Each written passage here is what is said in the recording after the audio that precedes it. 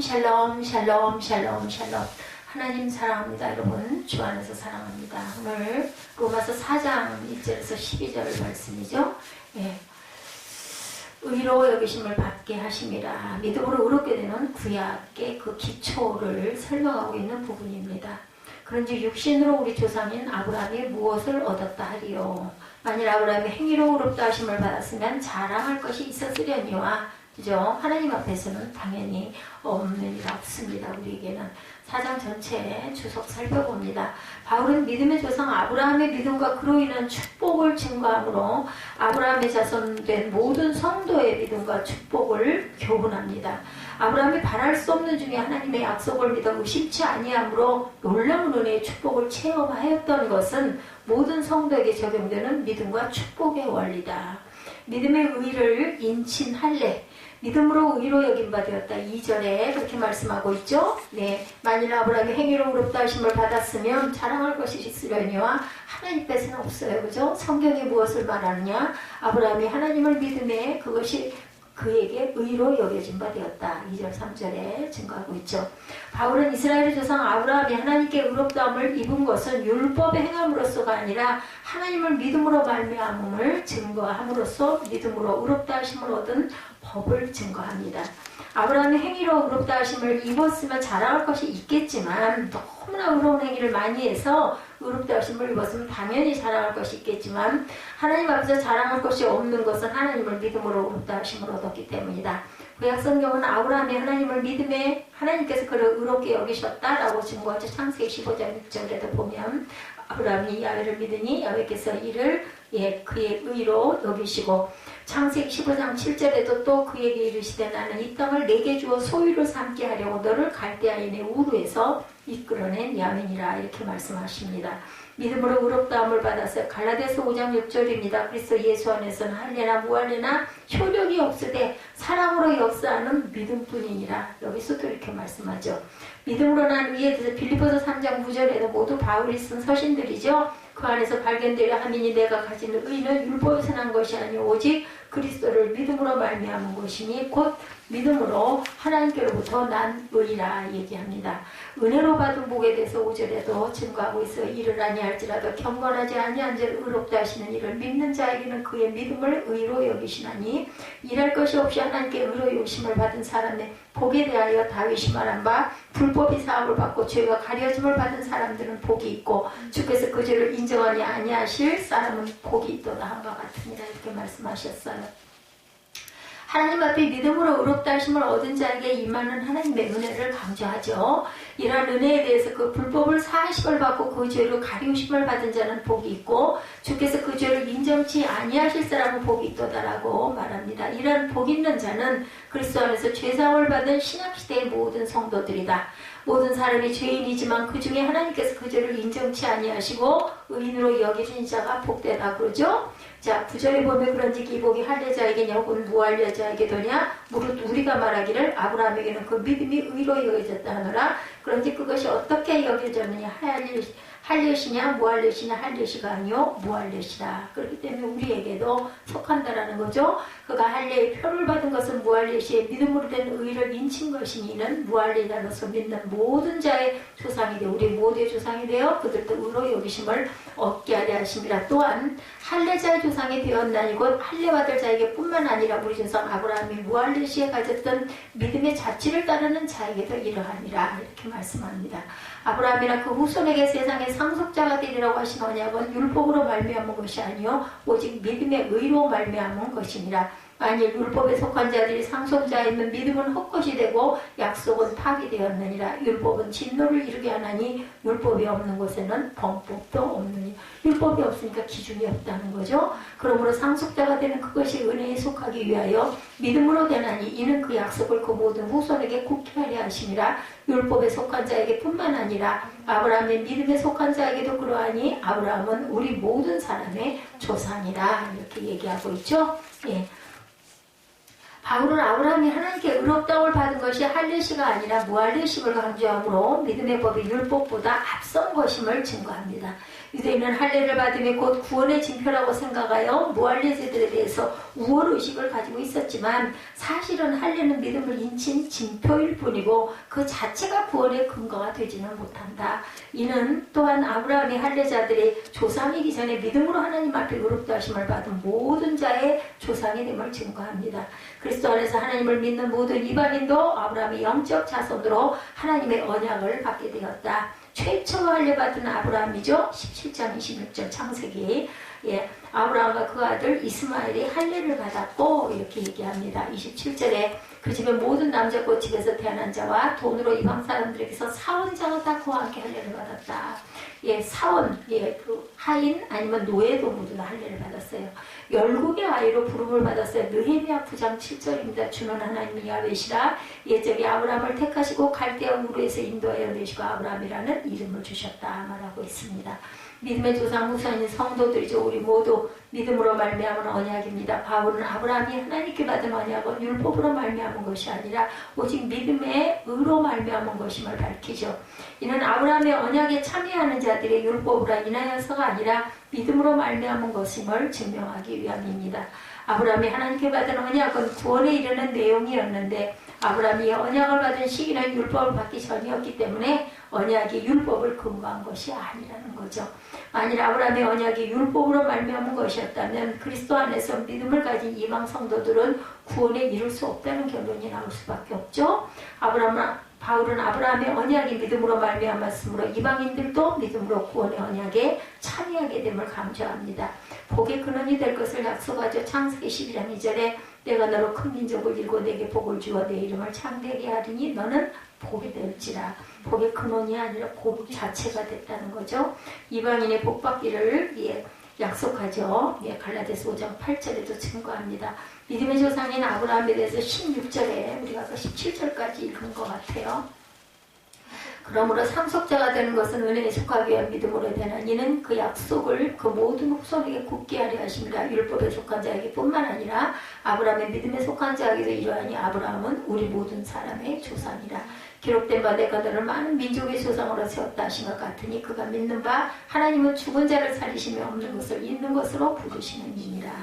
아브라함이 바랄 수 없는 중에 바라고 믿었으니 이는 내 후손이 같으리라 하신 말씀대로 많은 민족의 조상이 되게 하려 하심이라. 그가 100세나 되어 자기 몸이 죽은 것 같고 사라의 태가 죽은 것 같음을 알고도 믿음이 약하여지지 아니하고 믿음이 없어 하나님의 약속을 의심하지 않고 믿음으로 경고하여서 하나님께 영광을 돌리며 약속하신 그것을 또한 능히 이루실 줄을 확신하였으니 그러므로 그것이 그에게 의로 여겨졌느니라. 그에게 의를 줬다 기록된 것은 아브라함만 위한 것이 아니요 의로 여기심을 받을 우리도 위함이니 주 예수 우리 주를 죽인 죽은 자 가운데 살리신 이를 믿는 자니라.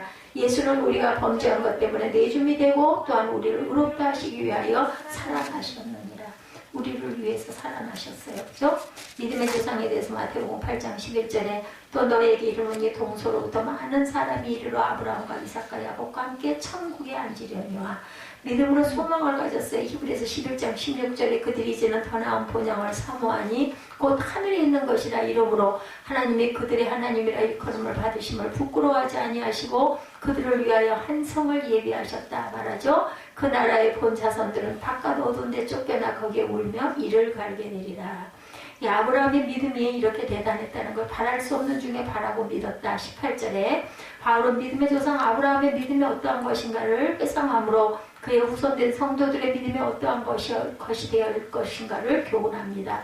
아브라함의 믿음은 바랄 수 없는 중에 바라고 믿는 믿음이었다. 아브라함이 하나님께 언약을 받을 때 자손이 없었음에도 불구하고 하나님께서는 아브라함의 자손으로 큰 민족을 이루게 해주실 것을 약속하시죠. 아브라함은 현실적으로 불가능해 보이는 언약이었지만 하나님을 믿는 믿음으로 그 언약을 받아들였어요. 하나님께 의인으로 그래서 인정을 받죠.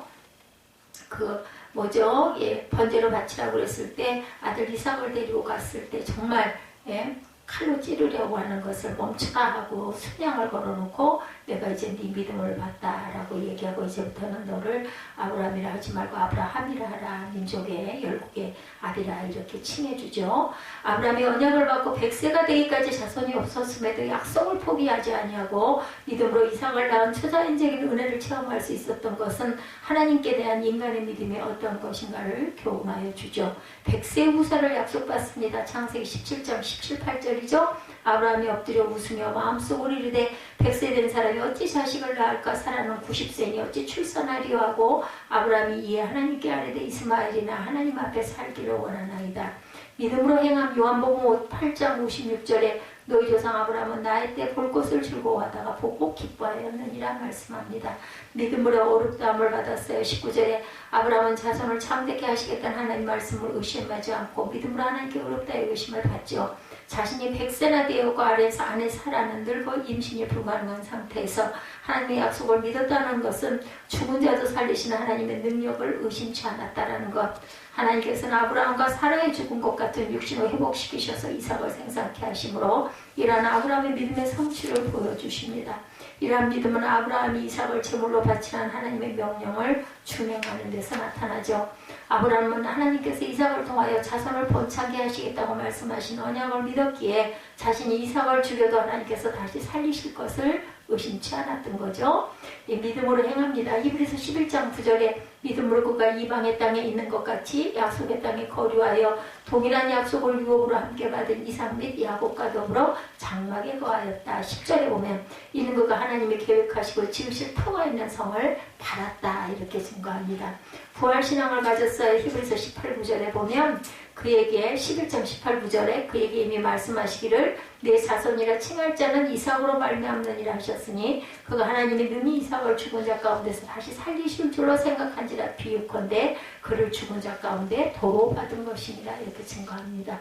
부활신앙을 소유한 성도들이 되어야 되겠어요. 그죠? 24절에 보면 의로 여기심을 받은 우리도 위함이니 곧 예수 우리 주를 죽은 자 가운데 살리신 이를 믿는 자니라.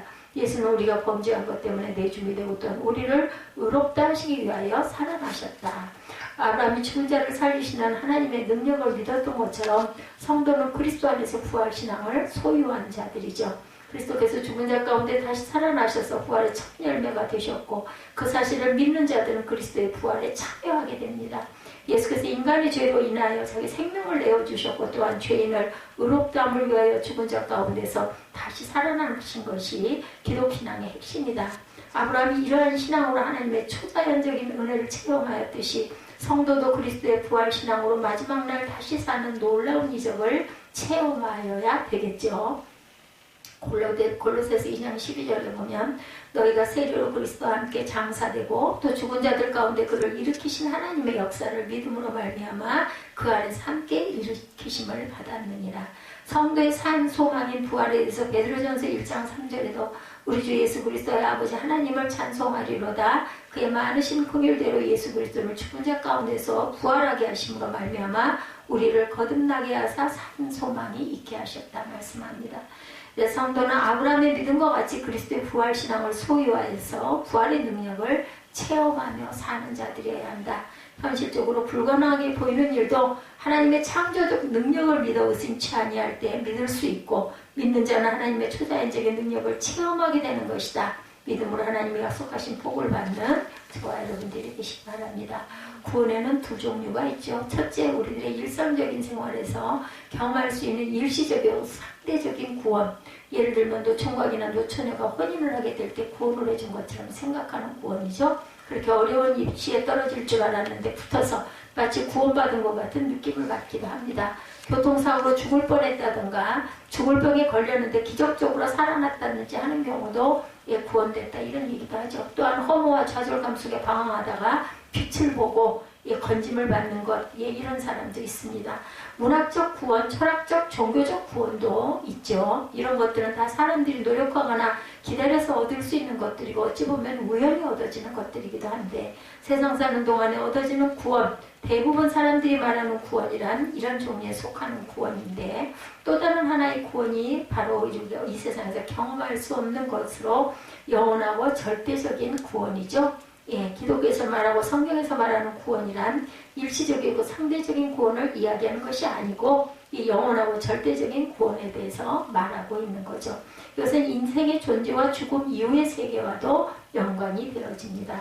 사람들은 현재 우리가 사는 세상도 모르는데 죽은 이후에 대해서 어떻게 할 수 있겠는가 라고 말하면서 죽음 이후의 세계에 대해서 방관적이거나 도피적인 생각을 하려고 하죠. 그렇지만 아무리 무관심하고 도피한다고 방관한다고 할지라도 그것은 지워지지 않는 현실이다. 구원의 필수 조건, 눈에 보이는 일시적인 구원이나 상대적인 구원이 중요하게 느껴지지만 사실은 그런 것들은 안개와 같은 것들이고 지나가 버리는 겁니다. 문제는 절대적이고 영원한 구원이 무엇인가, 이것이 중요하죠. 절대적인 구원이란 절대자이신 하나님에게만 당연히 있죠. 상대적이며 피조물인 인간에게는 절대적인 구원이 없습니다. 영원한 구원이란 영원하시고 절대자이신 분에게만 있는 거죠. 인간 구원의 필수적 조건은 두 가지로 요약할 수 있는데, 첫째는 상대적이고 유한한 인간에게는 절대적 구원은 있을 수 없다는 사실, 둘째는 인간의 노력과 선행과 철학적 노력으로는 인간은 구원받을 수 없다는 것, 이 두 가지 사실을 인정하지 않는다면 우리의 구원은 진정으로 이루어질 수가 없습니다. 따라서 진정한 구원을 얻으려고 한다면 구원은 하나님께 속한 것이며 하나님만이 구원을 줄 수 있다는 사실에 우리가 동의해야 합니다. 이 사실에 동의하지 않는다면 구원은 우리에게 불가능하죠. 창세기는 구원의 시작이었어요. 이러한 구원의 내용은 구약 창세기에서 시작되는 것을 볼 수 있죠. 로마서 4장 1, 2절에 그 시작이 나타나죠. 그런즉 육신으로 우리 조상된 아브라함이 무엇을 얻었다 하리요? 만일 아브라함이 행위로서 의롭다 하심을 얻었으면 자랑할 것이 있으려니와 하나님 앞에서는 당연히 없느니라. 구약 특별히 창세기에 나타난 아브라함이란 이스라엘 백성들에게 있어서 영적인 지주, 아버지죠. 그런 사람입니다. 믿음의 조상일 뿐만 아니라 이스라엘 종교의 창시자라고 말할 수 있을 만큼 중요한 인물입니다. 이스라엘에게 중요할 뿐만 아니라 모든 이슬람권에게도 이 아브라함은 중요합니다. 구원이란 바로 이 아브라함에게서 찾아야 된다는 거죠. 이런 의미에서 보면 창세기 50장의 수많은 기사는 하나로 집중이 됩니다. 그것은 바로 우리에게 구원을 베풀어 주신 예수 그리스도라는 것. 이런 의미에서 창세기는 로마서를 위해 존재한다고도 볼 수가 있어요. 그 정도로 중요한 구원의 핵심을 가르쳐주는 것이 바로 창세기입니다. 아브라함이 받은 구원과 믿음이 무엇인가? 바로 이스라엘이 받아야 할 구원과 믿음이 무엇인가를 설명하는 내용이다. 곧 이스라엘이 받아야 할 구원과 믿음이 무엇인가는 바로 여러분과 내가 받아야 할 구원과 믿음이 무엇인가를 또한 설명한다는 거죠. 하나님의 선택을 보면 어떻게 아브라함이 하나님의 택함을 받고 온 유대인들이 추앙받는 믿음의 조상이 되었겠는가? 아브라함을 믿음의 조상이라고 하나님이 성경에서 말씀하셨는데 왜 아브라함이 믿음의 조상이 되었을까? 그 이유가 창세기 12장 1절이죠. 여호와께서 아브라함에게 이르시되 너는 너의 본토 친척 아비집을 떠나 내가 네게 지시할 땅으로 가라. 여기서 우리는 아브라함과 하나님 처음으로 만나는 장면을 볼 수 있는데 이곳에서 중요한 요점, 그것은 바로 아브라함이 하나님을 찾은 것이 아니라 하나님의 아브라함을 찾았다라는 것입니다. 이것이 믿음의 시작이죠. 하나님은 일방적으로 아브라함을 찾으셨어요. 그 이유는 답이 없어요. 설명할 수가 없습니다. 이것을 가리켜 하나님의 선택, 하나님의 은혜라. 지으신 자가 자신의 마음, 토기장이가, 그죠? 이걸로 귀한 그릇을 만들까, 천한 그릇을 만들까, 이것은 토기장이의 주권입니다. 하나님은 왜 우리를 구원하셨을까? 무엇 때문에 우리를 찾으시고 구원하셨을까? 구원하신 사람의 마음입니다. 은혜죠. 내가 왜 예수 믿게 되었는가? 은혜입니다. 내가 왜 하나님의 선택을 받게 되었는가? 하나님의 선택입니다. 이것도 은혜입니다. 내가 잘났거나 구원받을 만한 자격이 있어서가 아니죠. 설명이 될 수가 없어요. 아브라함이 찾아오신 하나님, 이것이 시작이고 창세기의 전부입니다. 결코 아브라함이 쓸만한 제목이라거나 믿음이 대단했다거나 라는 것도 아니다. 아브라함은 왜 선택을 받았는가? 하나님이 선택하셨기 때문에 선택을 받았다. 왜 아브라함이 은혜를 받았는가? 믿음의 조상이라는 특권을 받게 되었는가? 그가 노력해서가 아니라 아브라함의 인생 전체는 아주 실수투성이었죠. 그리고 잘못된 것 투성이었습니다. 그럼에도 불구하고 하나님이 그를 믿음의 조상으로 삼고 세워주셨어요. 사람이 자신의 자식이 잘나면 얼마나 좋아요. 그죠? 공부도 잘하고 인격도 바르고 매사에 지혜로우면 부모에게 대단한 기쁨이 되겠죠. 그렇지 아니할지라도 부모는 자식을 사랑합니다. 그러면 그 자녀를 왜 사랑해요? 자식이기 때문에. 그죠? 어떤 이유는 없어요. 잘난 자식이면 더 좋겠지만 못난 자식도 자식이기 때문에 사랑합니다. 그 이상의 대답이 없죠. 자식이 무슨 권리가 있어서 부모에게 흉포를 부를 수 있나? 아니죠. 그러나 투정도 부리고 못되게도 굽니다. 이것을 이해하지 못하면 하나님과 우리와의 관계를 이해하지 못하죠. 창세기 12장 2, 3절에 보면 내가 너로 큰 민족을 이루고 내게 복을 주어 내 이름을 창대하게 하리니 너는 복의 근원이 될지라.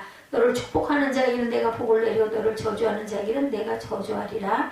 땅의 모든 족속에 너를 인하여 복을 얻을 것이니라 하신지라. 그러니까 아브라함으로 인하여 땅의 모든 족속이 너로 인하여 복을 얻을 거라고 이렇게 얘기했어요. 그러니까 이것은 이방인이 포함이 된 거예요. 그죠? 꼭 유대인만이 아니라는 거죠. 아브라함은 복의 근원입니다. 그가 왜 복을 받았나? 하나님의 축복과 약속을 받을 조건이 있다면 하나님이 그것을 주시겠다고 약속하신 것 뿐이에요. 왜 자녀에게 유산을 남겨줍니까? 자녀를 왜 조건 없이 사랑합니까? 그것이 바로 부모의 마음이죠. 부모의 사랑입니다. 하나님이 여러분을 사랑하시죠. 그것은 틀림없어요. 세상의 부모가 사랑하는 것과 비교할 수 없이 우리를 사랑하고 계신다는 것. 세상의 부모가 우리를 버릴지라도 하나님은 우리를 버리지 않죠. 이것이 바로 구원의 기초입니다. 너로 큰 민족을 이루게 하고 너는 큰 민족을 이루게 될 것이다. 내 이름을 창대케 될 것이다. 너를 축복하는 자를 내가 축복할 것이다. 너를 저주하는 자를 내가 다 저주할 것이다. 모든 민족이 너로 인하여 복을 받을 것이다. 이게 뭐예요? 예, 그죠? 부모가 자기 자식을 사랑하는 마음이에요. 네 친구, 너와 잘 노는 친구는 내가 봐줄게. 이런 말이죠. 이런 말을 들을 정도로 아브라함이 복받기에 훌륭한 인물은 아니었다. 세상 돌아가는 것을 볼 때 악인에게 벌이 선인에게 상이 주어지는 논리가 통용되는데 거기서 살아나올 자가 누가 있겠나. 대통령 국민 다 못 살아남죠. 정의는 실현되어야 합니다. 그러나 정의보다 더 중요한 것은 용서와 사랑과 은혜. 그것이 없으면 우리는 다 죽죠. 살아날 자가 남을 자가 하나도 없어요. 아브라함이 정말 하나님께 노력하고 충성했을까? 그렇지 않죠. 떠내기를 함으로써 하나님께 인정을 받고 의로워진 것이 아니라 아브라함이 자신의 의로운 하기 때문에 구원을 받는다면 아브라함에게도 자랑할 것이 있고 내세울 것이 있었을 것인데 이렇게 이것이 구원의 시작이란 감격과 황송함과 죄송함과 말할 수 없는 부끄러움, 믿음으로 의롭게 된 거죠. 아브라함이 무조건적인 하나님의 은혜와 선택을 입고 축복과 약속을 받게 된 이유는 오직 믿는 것 하나였다라는 것. 무슨 행위가 아니라 하나님을 믿고 순종한 그냥 따라간 것이죠. 하나님 이것이 너무나 흡족한 것입니다. 사람이 그렇죠. 어떤 사람을 사랑하는데 그 사람이 그것을 알아주면 너무나 고맙고 좋죠. 알아만 줘도 정말 너무나 고맙죠. 하나님도 그러셨어요. 아브라함은 하나님을 알아주고 인정해주고 신뢰해주고 꼭 그것을 따라주었어요. 성경에 이런 이야기, 뱀에 물려는 노뱀을 보면 낫는다 이런 부분 있죠. 이것을 보면 산다는 거예요. 안 믿는 사람은 다 죽고 본 사람은 살았다라는 거죠. 보고 좀 쳐다보지 안 쳐다보고 죽을까 고집을 부려가지고 우리가 생각하기엔 그래요. 그죠? 세상에 믿을 수도 없고 얼토당통하지 않은 일들, 예수 믿는 사람은 구원받는다는 것, 그것도 못 믿는 사람들이 말도 안 돼. 그럴 거 아니겠어요? 뭐 예수를 안 믿는다고 구원을 안 받고 예수를 믿는다고 구원받냐, 그런 게 어딨어. 이런 얘기할 수 있어요. 이론적으로 따지면 말이 안 돼요. 그런데 예수를 믿으면 구원을 받습니다. 그것을 믿는 사람은 구원받고 그것을 믿지 않는 사람은 없어요. 구원이 어딨어. 살다 죽으면 그만이지. 구약 이야기하고 똑같다는 거죠. 아브라함의 위대함은 하나님을 믿고 신뢰했다는 점, 오늘 말씀의 중요한 단어입니다. 믿어서 그렇게 되었다는 것이 아니라 굉장히 중요하죠. 하나님에 대한 신뢰, 하나님을 믿어준 것, 바로 이것이 우리 구원의 뿌리고 동기라는 것입니다. 3절에 성경에 무엇을 말하느냐? 아브라함이 하나님을 믿음에 그것이 저에게 의로 여기신 바 되었느니라. 믿었기 때문에 의롭게 된 것이 아니라 믿은 것을 의롭다고 여기셨다라는 거예요. 그가 하신 말씀을 순종하고 믿는 것, 그러니까 순종이 제사보다 낫다라는 거죠. 믿고 그대로 따른 것, 놀랍습니다. 우리가 하나님을 믿는다고 하면서도 실제로는 의가 되지 못하고 부르심을 받았다고 하면서도 계속 목마르고 믿었다고 하면서도 능력이 나타나지 않는 이유는 간단하다. 내가 하나님을 믿고 신뢰한다고 하지만 실제로는 신뢰하지 않기 때문이다. 우리가 신앙생활을 하면서 믿습니다 합니다. 그러나 제 자신이 경험하는 것처럼 정말 내가 하나님을 믿고 있는가? 이건 물음표를 찍어보죠. 어떻게 보면 목사가 되었다는 것을 신뢰할 수가 있지만 그러나 이것은 하나님의 신뢰하는가 하는 점과는 다르죠. 내가 목사가 되었지만 정말 하나님이 네가 내 종이다 할 수 있는 부분은 다른 거죠. 성경을 많이 알고 있다는 것은 신뢰할 수 있어. 많이 알아서 사람, 그죠? 교회를 잘 다니고 오래 다녔다는 것도 이해할 수가 있어요. 그러나 우리가 또 당황하는 이유는 여기 있습니다. 내가 교회를 그렇게 오래 다녔는데, 성경을 그렇게 많이 읽었는데, 전도를 그렇게 많이 했는데 우리 집에 불이 나면 당황하는 것. 내 행위를 믿은 거죠. 예수 이름으로 했던 어떤 행위나 전통이나 경험 같은 것들을 의지한 것들. 그래서 그러한 것이 흔들리면 믿음도 흔들립니다. 왜 그런가요? 내가 신뢰한 것이 그런 것들이었기 때문이라는 거죠. 하나님이 주셨던 것들이나 내가 믿었던 것들을 신뢰하고 그것이 내 믿음의 근거라고 생각했던 것들. 그래서 폭풍이 불고 시험이 들고 어려움이 오면 흔들리는 거죠. 여기에 우리의 믿음의 허구성이 있습니다. 여기에 우리의 구원의 허구성이 있죠. 어쩌면 우리가 믿는 것은 교회라는 건물은 아닐지, 우리가 믿는 것은 헌금일지도 모릅니다. 헌금으로 2,000명 선교사도 보내고 1만 명 사역자를 배축을 하겠다라는 거죠. 그 헌금으로 집도 지을 수 있는 겁니다. 건축 헌금을 했는데 액수가 미달되면 불안합니다. 이러다 부도나는 거 아니야? 그 헌금 액수를 신뢰했기 때문이죠. 하나님을 신뢰한 것이 아니에요. 그렇게 따지면 그렇지 않은 게 아무것도 없습니다. 예수님을 오래 알아온 성도들에게 종종 나타나는 현상, 이런 부수적인 것을 신뢰하고 자신이 믿음이 좋다라고 착각을 한다는 거죠. 그래서 성도들이 많아지고 헌금이 많아지고 모든 일이 잘 되면 하나님이 축복해 주셨다라고 이야기하고, 그런 일이 이루어지지 않으면 하나님이 나를 버렸다 이렇게 생각을 합니다. 그런 잘못된 구원관과 그릇된 생각을 갖는 이유는 정말 하나님을 신뢰하는가에 문제가 있다는 거죠. 우리가 시편 23편 기자처럼 야훼는 나의 목자시니 부족함이 없으리로다 이렇게 하나님을 신뢰하고 있냐는 거죠. 무조건적으로 아무것도 없어도 어떤 이들은 신앙의 힘으로 얻어진 부와 능력을 의지합니다. 결국 모든 사람이 하나님을 의지하는 것처럼 보여도 자신이나 내가 행한 것, 성취한 것, 소유한 지식에 근거해서 판단하고 결정한다. 이것이 아무리 멋있어도 의가 되지는 않는다는 거죠. 하나님을 신뢰하는 것만이 의가 됩니다. 4절 5절을 보면 일하는 자에게 그 삭슬을 은혜로 여기지 아니하고 빚으로 여기거니와 일을 아니할지라도 경건치 아니한 자를 의롭다 하시는 일을 믿는 자에게는 그의 믿음을 의로 여기셨다 이렇게 말씀합니다. 일하는 사람에게는 행한 일이 공짜일 수는 없어요. 그렇지만 일 안 한 사람에게도 똑같이 일한 사람처럼 대가를 주었다면 그것은 공짜죠. 은혜입니다.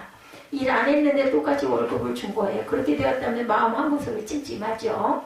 어떤 사람들에게는 공짜로 구원을 얻게 되는 것이 찜찜합니다. 잘 이해가 안 되니까 어떻게 해서든지 보상을 하려고 합니다. 이 보상 심리가 잘못되면 율법이 된다는 거죠. 이것이 비밀인 이유는 우리의 구원자이신 예수 그리스도께서 나를 위하여 십자가에 피 흘려 돌아가셔서 구원해 주셨다는 것을 믿음으로 말미암아 구원을 얻었기 때문에, 일한 것이 없는데 내가 월급을 받고 삭슬 받았다는 것은 정말 놀라운 거죠. 참 좋은 건데 노력하지 않고 구원을 받았기 때문에 어쩌면 황당합니다. 좀 그죠, 창피하기도 하고, 나 같은 죄인을 그냥 구원해 주었기 때문에 설명이 안 되는 거죠. 이 부분에 대해서 구약의 두 번째 근거를 사도 바울이 얘기하죠. 6절에서 8절 다윗의 시편을 인용해서 설명하죠. 이런 것이 없이 하나님께 의로 여기심을 얻은 사람의 행복에 대하여 다윗이 말한 바, 그 불법을 사하심을 받고 그 죄를 가려심을 받은 자는 복이 있고 주께서 그 죄를 인정치 아니하실 사람은 복이 있도다 한바 같으니라.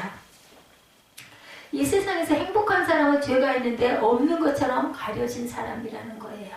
이 세상에서 행복한 사람, 죄가 있는데 없는 것처럼 가려진 사람, 남의 죄는 들켰으면 좋겠고 나의 죄는 감추어졌으면 좋겠다는 것이 일반적인 생각이죠. 그것이 사람들의 심리입니다. 남의 죄는 정의라는 이름으로 다 드러났으면 좋겠고 나의 죄는 감추어야 한다는 거죠. 다윗도 내 죄가 감추어지면 그것이 행복이다 말하는 거죠. 이것은 성령으로 한 이야기입니다. 남의 이야기를 들춰내는 것 좋다는 것이 아니고 그 죄는 하나님이 상관하실 거죠. 그 죄가 가림을 받는 사람은 복이 있다고 그랬어요. 다른 사람의 죄를 덮어주고 쫓기는 사람이 누가 숨겨줘서 간신히 살아날 때 얼마나 고맙겠어요.